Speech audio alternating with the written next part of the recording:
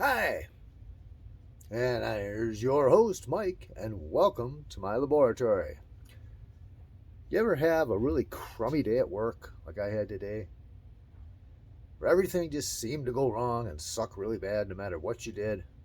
Well, I had one of those days today. When I got home, everything got a lot better. Because when I arrived home, I found this on my porch. That is a box from the one and only Jim Egner, and contained within is some more of his 3D printing mastery. So, let's take a look, shall we? What you see here is the G.I. Joe Adventure Team sample analyzer. Most of you probably know that. This one I picked up online a while back, and it was pretty intact, except for they're always missing the legs and the little jars that go on top. Bought the jars from Cotswold, and I think Third Son's book has these as well. Anyhow, the legs were the problem. However, Mr. Egner, with his wonders of 3D printing, has a solution.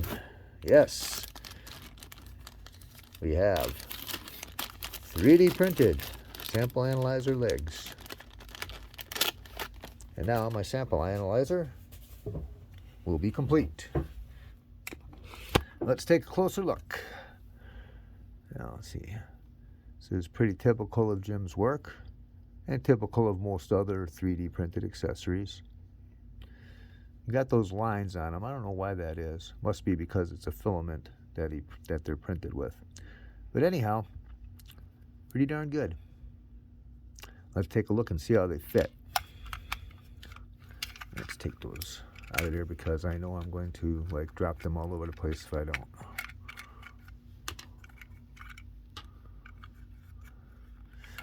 And they weren't expensive, but hey, who wants to buy stuff twice, right? Right, yeah. Okay. Oh, and I did not own this one as a kid, so quite honestly, I have no idea how these are supposed to go on. So let's, okay, there we go.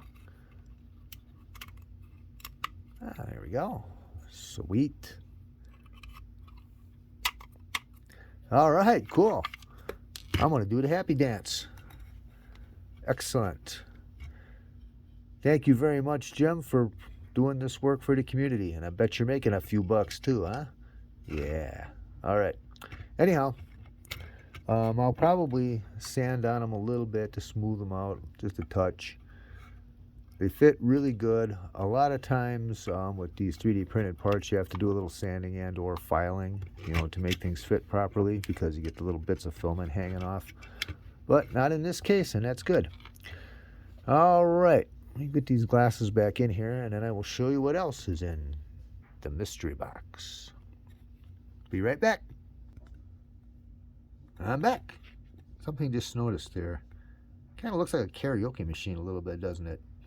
Okay. Anyway, off to the side with you. And this is one of the coolest things that he's printed up so far. Recognize that?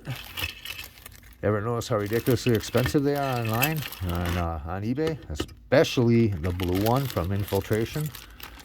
Well, I'm pretty sure Jim is printing these in other colors too. But a complete 3D printed equipment tester. When I first saw these, or saw that he was making these, I was like, yep, I gotta have that. So anyhow, let's see here, how does it go together? Well, first let's take a real close look at it. Pretty damn good, Jim. You rock, dude. The usual little bits of flash to clean off with a razor blade. And okay. Earphones. No string, I'll have to provide that, I suppose. I don't think you can 3D print the string. This is the drum that goes in the center here, I'm guessing. And the radar scope. Not too shabby. Legs.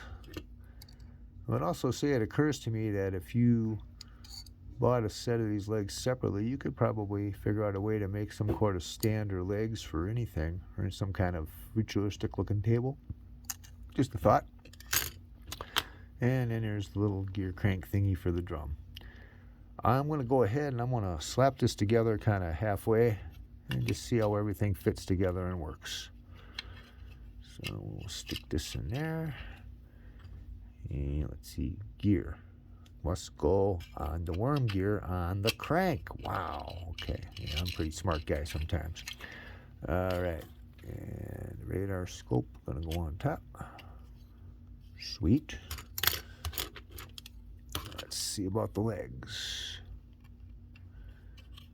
May need a little trimming, maybe not. Oh, popped right in. Okay, let's try the other side. Oh, and that one's going to need a slight trim. Let's take care of that real quick. I know I put that razor blade over in somewhere. There it is.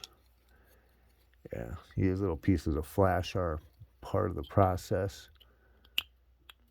Don't think there's too much that can be done about them. When you're using a brand new razor knife like this with a brand new blade in it, be very careful so you don't slice your thumb off. In other words, don't do what I'm doing here and pull the sharp end towards you.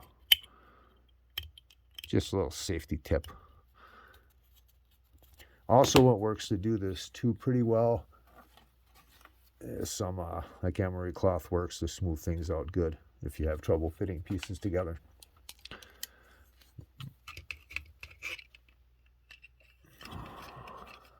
Okay. Ta-da! Sweet. I even got the hole for the earphone wire. Let's see what happens. All right, just like 1975 again. Woohoo! Okay. Oh, and also did come with some pretty decent looking stickers. Okay, there's one for the little wrap around the drum, and the other two go on the control panels on either side. Like I said, sweet. Anyhow, I was just making this one a quickie. Hope you guys enjoyed this little review. I highly recommend buying stuff from Jim. He makes great parts. He makes great replacements for hard to find parts. And he also has reasonable prices. And there's a big variety of stuff in his Etsy store. When I get this posted up on YouTube, I'll post a link once again so you guys can find him easily. And I'll post a couple pictures of these up in my G.I. Joe group, Medic Mike's Vintage G.I. Joe Repairs, Customs, and Sales Emporium. I probably got the Repairs, Custom, and Sales mixed up. I cannot remember the order which I put them on when I titled the group, but it doesn't matter.